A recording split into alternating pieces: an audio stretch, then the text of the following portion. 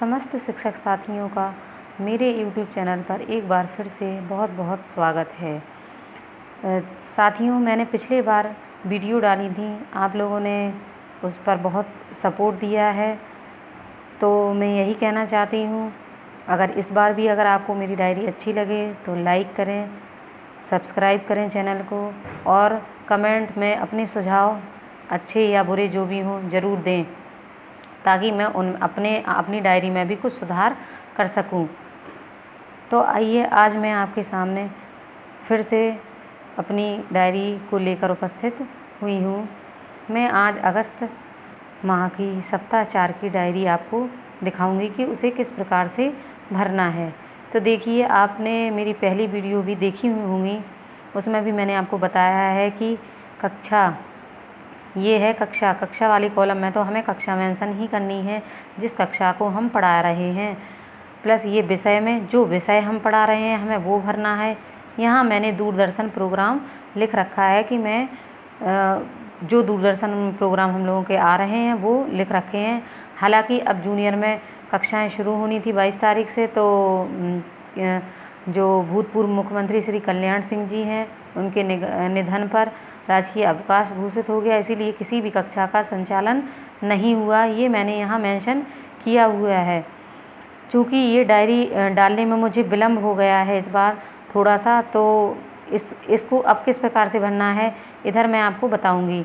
ये हमें डायरी आप जैसे सभी जानते हैं कि हमें एक हफ्ता पहले से ही भर के रख लेनी है, तो अब थोड़ा सा चेंज हो जाएगा यहाँ। अब हम दूरदर्शन प्रोग्राम आगे नहीं लिखेंगे। ये भी देखिए, ये भी मैंने पहले से भर लिया था, क्योंकि 2 दिन का, इसलिए मैंने यहाँ दूरदर्शन प्रोग्राम लिख रखा है। लेकिन आगे से आप ऐसा नहीं करेंगे और आप इन दिनों में अपने में जैसा मैं बता रहा हूँ वैसा ही करेंगे। दूरदर्शन प्रोग्राम इसमें लिखने की ज़रूरत नहीं है। जैसा कि मेरे यहाँ अभी ERP महोदय आए थे, उन्होंने बताया है कि यहाँ दूरदर्शन प्रोग्राम लिखने की ज़रूरत नहीं है। अब आप जो अपने कक्षा में पढ़ाएंगे वो यहाँ लिखना है, तो वो मैं आपको बताऊंगी कि किस प्रकार से भरना है।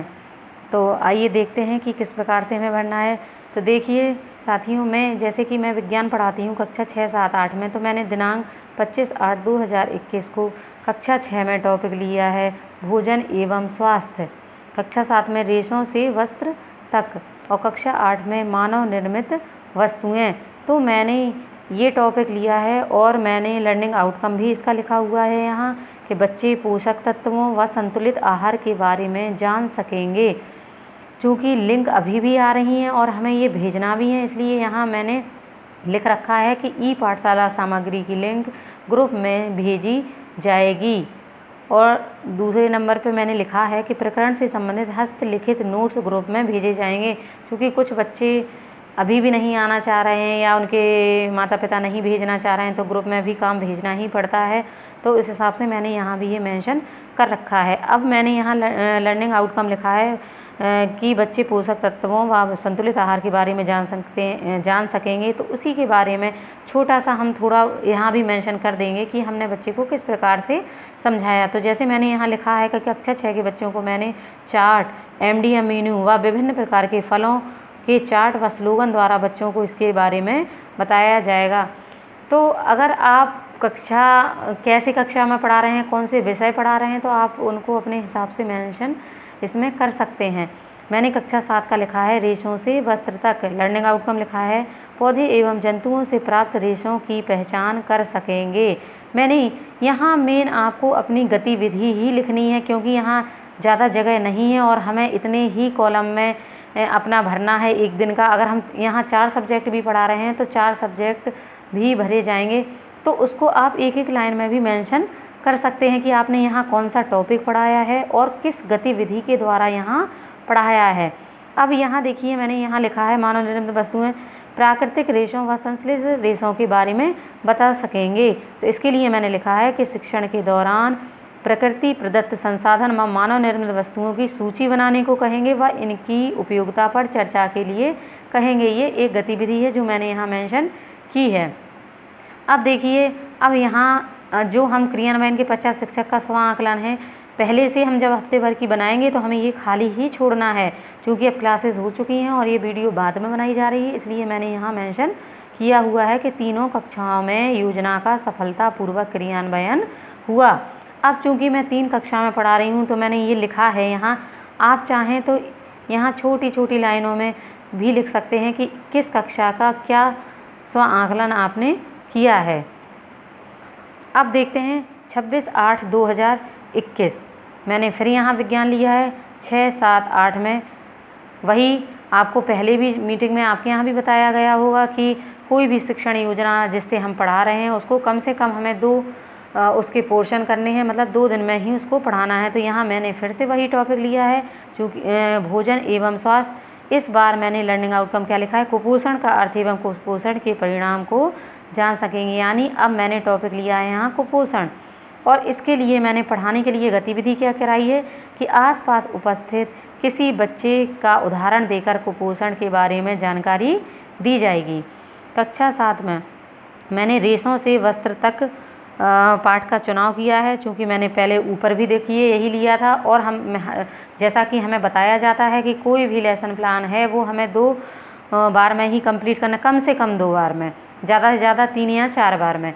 तो यहाँ मैंने वही लिया है। अब मैंने यहाँ ये पढ़ाया है रेशम कीट के जीवन चक्र को बता सकेंगे, ये मैंने लर्निंग आउटकम यहाँ लिखा है। तो इसको आप अगर कोई TLM है आपके पास तो उसके से सिखाएंगे या किसी गतिविधि से, तो वो यहाँ मेंशन करनी है। मैंने यहाँ लिखा है कि रेशम कीट के जीवन चक्र की विभिन्न अवस्थाओं को बोर्ड पर बनाकर दिखाया व समझाया जाएगा व रेशम की उपयोगिता पर चर्चा की जाएगी। कक्षा 8 में मैंने मानव निर्मित वस्तुएं, जो कि मैंने पाठ पहले ऊपर भी लिया था, यही मैंने यहाँ भी लिया है। इसमें मैंने बताया है कि प्लास्टिक के प्रकार, गुण एवं उपयोग के बारे में बता सकेंगे। तो यहाँ मैंने लिखा है कि विभिन्न प्लास्टिक के संग्रह को दिखाया जाएगा और उस प्लास्टिक के उपयोग व हानियों के बारे में बताया जाएगा। तो देखिए साथियों, आप जैसा कि यहाँ समझ रहे हैं कि हमें कोई भी शिक्षण योजना को 2 पोर्शन में ही डिवाइड करना है, कम से कम 2 में, ज़्यादा से ज़्यादा 4 में करना है। तो अगर हम किसी क्लास में अगर एक दिन में 2 टॉपिक पढ़ा रहे हैं तो आप उसको उस दिन मेंशन कर सकते हैं अपनी शिक्षक डायरी में। आप जैसा जो पढ़ा रहे हैं या मैंने ये गतिविधि कराई है आप कोई और करा रहे हैं तो उसको उसके लर्निंग आउटकम के सामने लिख देंगे।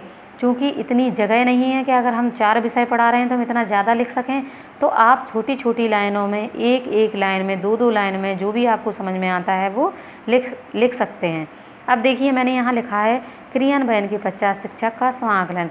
मैंने लिखा है कुछ बच्चे समझ रहे हैं व कुछ को कठिनाई का अनुभव हो रहा है। आगामी योजना इस प्रकार बनाई जाएगी कि समस्त बच्चे अच्छे से समझ सकें। दिनांक 27/8/2021। यहाँ फिर से मैंने 6, 7, 8 में पढ़ाया है, तो मैं चूँकि इंग्लिश भी पढ़ाती हूँ इसलिए मैंने यहाँ कक्षा 7 में इस बार लिटिल बर्डी पाठ लिया है, जिसको चूँकि ये पोएम है और हर बच्चे को कम से कम 8 लाइन की एक पोएम तो लर्न होनी ही चाहिए, इसलिए मैंने यहाँ पोएम ली है।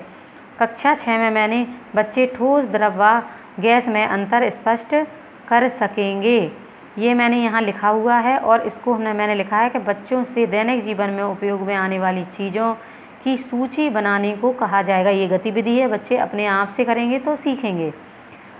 कक्षा 7 में लिटिल बर्डी मैंने लेसन लिया है, तो इसका मैंने लर्निंग आउटकम लिखा है the children are able to understand the poem. इसके लिए मैंने क्या लिखा है कि on the basis of some discussion I will start the poem, I will show the material available on Diksha app. और होमवर्क लिखा है write and learn 8 line of poem. यहाँ कक्षा 8 में मैंने लिया है कि परमाणु की संरचना। लर्निंग आउटकम मैंने लिखा है कि बच्चे परमाणु के संगठन के बारे में बता सकेंगे। यहाँ मैंने इसके बारे में थोड़ा सा लिखा हुआ है कि प्रश्नोत्तर विधि द्वारा पाठ की शुरुआत की जाएगी। चौक तोड़कर बच्चों को उसके कण दिखाए जाएंगे व उसके बारे में विस्तृत जानकारी दी जाएगी।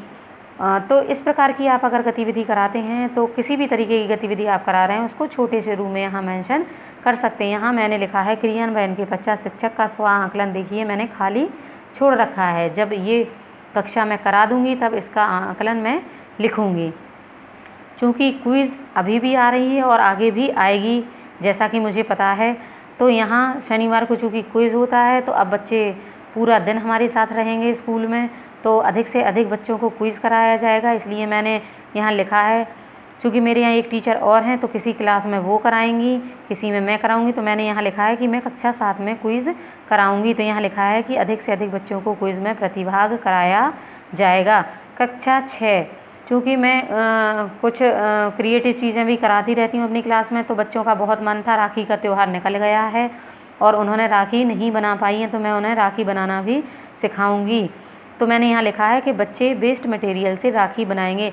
चूँकि नो बैग डे होता है शनिवार को, इसलिए कोई आप कला या कुछ भी करा रहे हैं, कोई रचनात्मक कार्य, तो आप वो यहाँ मेंशन कर सकते हैं। मैंने यहाँ लिखा है लर्निंग आउटकम कल्पनात्मक व रचनात्मक कला का विकास होगा। और यहाँ लिखा है कि बच्चों को वेस्ट मटेरियल से राखी बनाना सिखाया जाएगा। यहाँ कक्षा 8 में मैं कला में आलेखन, चूँकि बच्चे बड़े हैं इसलिए वो बना भी लेते हैं मेरे यहाँ, तो मैंने लिखा है कि आलेखन, और इसका लर्निंग आउटकम लिखा है कि बच्चे में सृजनात्मक कला का विकास होगा। और चूँकि सारे बच्चे अलग अलग आलेखन बनाएंगे, तो अलग अलग डिज़ाइन बनाएंगे, तो उनमें भी कल्पनात्मक शक्ति का भी विकास होगा। तो मैंने यहाँ लिखा है कि आलेखन से बच्चे अलग अलग डिज़ाइन बनाना सीखेंगे। आप इस तरीके से आप यहाँ जो भी आपका सब्जेक्ट पढ़ा रहे हैं, आप जो भी करा रहे हैं, वो यहाँ मेंशन कर सकते हैं। मैं बार बार कह रही हूँ, यहाँ जगह ज़्यादा नहीं है, इसलिए आप एक लाइन में भी मेंशन कर सकते हैं कि आपने क्या कराया। और ये क्रियान्वयन के पश्चात शिक्षक का स्व आकलन आपको खाली छोड़ना है, ये आप बाद में भरेंगे। तो ये इस प्रकार से हम एक हफ्ते की अपनी शिक्षक डायरी भर के पहले से ही रखेंगे।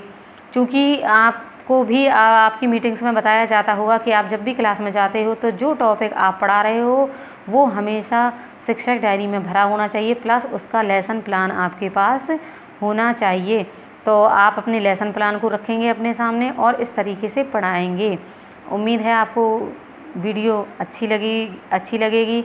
अगर अच्छी लगती है तो प्लीज़ लाइक कीजिए, सब्सक्राइब कीजिए और अपने सुझाव ज़रूर दीजिए। धन्यवाद।